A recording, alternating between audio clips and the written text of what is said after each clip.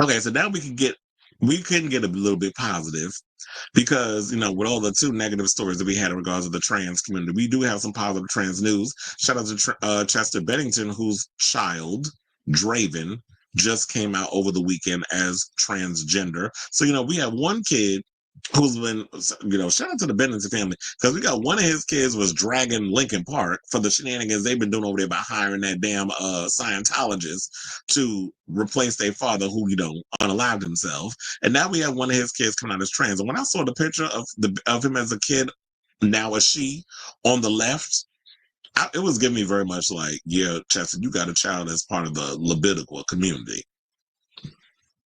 So, although Draven was previously referred to as he, the 22-year-old's Instagram bio has been changed to contain she dash, shit, I can't even talk today, she/her pronouns.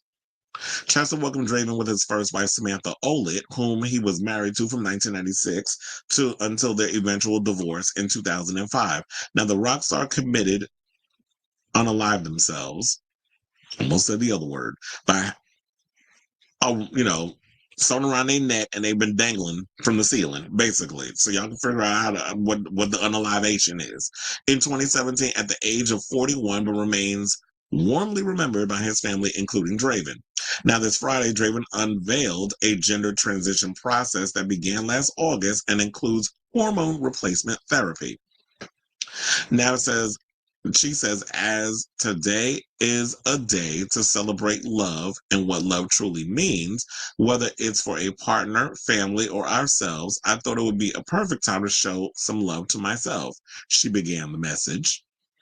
Now, for a long time, I tried to be someone I truly wasn't on the inside. Ignoring it worked for a while, but continuously coming to the crossroads of being happy or being complacent was one I couldn't keep crossing. Draven added, in August of last year, I decided to take the path of happiness and being true to myself.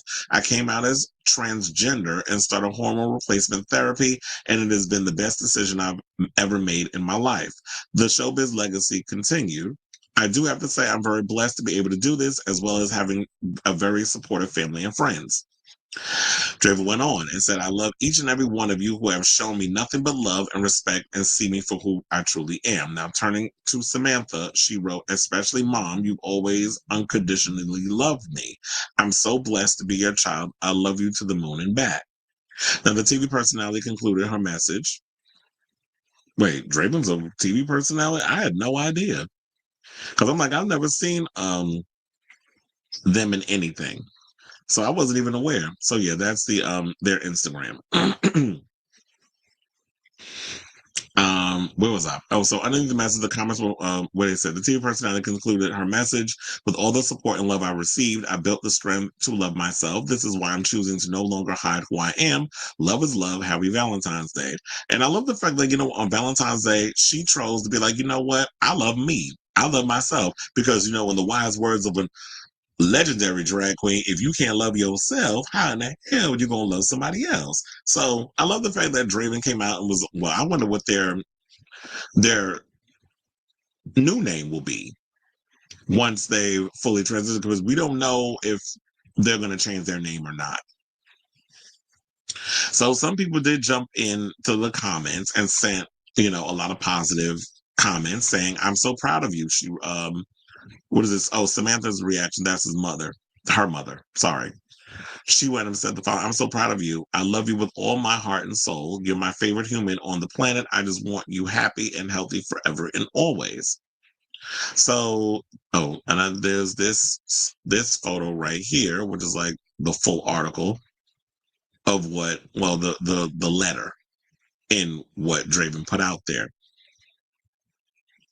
So I think I also have a picture of Draven with her mother right there. Oh, looking all busty. That means, big old boobs. So Chester himself also spoke out, they said, on trans issues during a 2017 Twitter exchange involving the controversy over gender neutral bathrooms. Now, when asked about a trans bathroom law, Chester replied, I think all bathrooms should be unisex. A family restroom is also an option for people with kids. And yeah, that is absolutely true because at Madison Square Garden, we have that.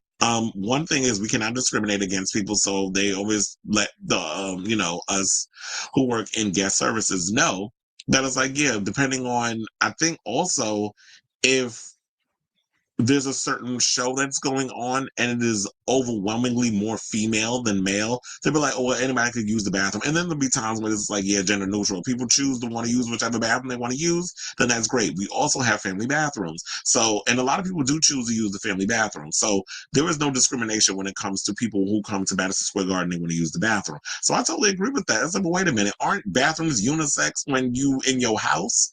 So everybody's put their ass on the toilet. I don't think y'all have multiple bathrooms. You say this is a male, this is a female. It's only when y'all go out in public that y'all want to go and use that as a situation. And I love the fact that, you know what, Chester said this, probably knowing it within his gut that he probably did have someone in the family who was trans before Draven even realized that she was trans or just a queer child. And I love the fact that you had somebody who was so progressive like that, especially in the rock world, who's very open with their child being transgender. So I love this for Chester Bennington and his family. But one of the things I did not like, because I was reading some of the comments and people were just like, some people were sitting there like, oh, but maybe that's why he took his own life. And say, like, when people say that shit, I'm like, you want to know something? I hope you go out in the street and somebody you get hit by a goddamn 18-wheeler. Because when you say stuff like that, like, to me, that's just disgusting and uncalled for. And you fixed your mouth to say that mess. But even though the previous story that we did about the trans person that was unalived out upstate New York, I did like the fact that surprisingly, when I was reading the comments of New York Post, everybody was saying this is gross, this is disgusting, it's a heinous crime. How can you do something so mean? So I was relatively surprised with a Republican-leaning newspaper that the comments was overwhelmingly positive. But when it comes to this, people were just in their feelings and saying real nasty stuff. And I wanted to go in and cuss some people out. But there was one comment that I did jump on, and I was like, I'm not going to go too in because I don't want to get banned on social media. I use a lot of social media platforms to promote my stuff, so I can't be going too hard at you hoes, or I'll just read you down to the floor and then block you so you can't report me. That's how I do my little trickeration. But some person was like, well, why is it every time when somebody comes out as trans, a part of the LGBT, that y'all have to announce it? Y'all always got to let us know what y'all do. I was like, because if y'all wasn't discriminating against the LGBTQ community, if you weren't discriminating against queer people, if you weren't treating us like others and all this other stuff, queer people wouldn't need to come out of the closet consistently. They wouldn't need to have to come out and announce that they're trans or they're gay or they're a lesbian or whatever the case is. And a lot of it is to do with because when you're a part of a marginalized community, strength in numbers. So when you're in those places that are not liberal leaning or blue states, a lot of those kids that live in those small towns that feel like they're the only one that exists, it gives them a sense of hope. It gives them a sense of somebody to look up to and aspire to that. Well, if that person is out there living their life and I'm feeling the same way that they're feeling, then it gives me hope to want to pursue living my life to the fullest on my own terms without judgment and shame and ridicule and all that stuff. That's why people continue to come out of the closet. And if you're in a place of privilege that has consistently asked that question, that's a problem too. Because nine times out of ten, yeah, if you're a cisgendered woman and heterosexual and never had to really deal with discrimination, that would probably be white people. Of course, you're going to ask that question. So that's why trans people have to consistently come out because they're being killed all the damn time. So when you actually get a good positive thing, it helps. So they also said that Draven is the only child of Chester and Samantha, but he has 5 other kids from previous relationships. Well, damn, Chester's Peen was being real busy out here in these streets. He was married to his second wife was a former Playboy model by the name of Talinda Bentley, and he has a now 18-year-old son, Tyler, as well as 13-year-old daughters, Lily and Lila.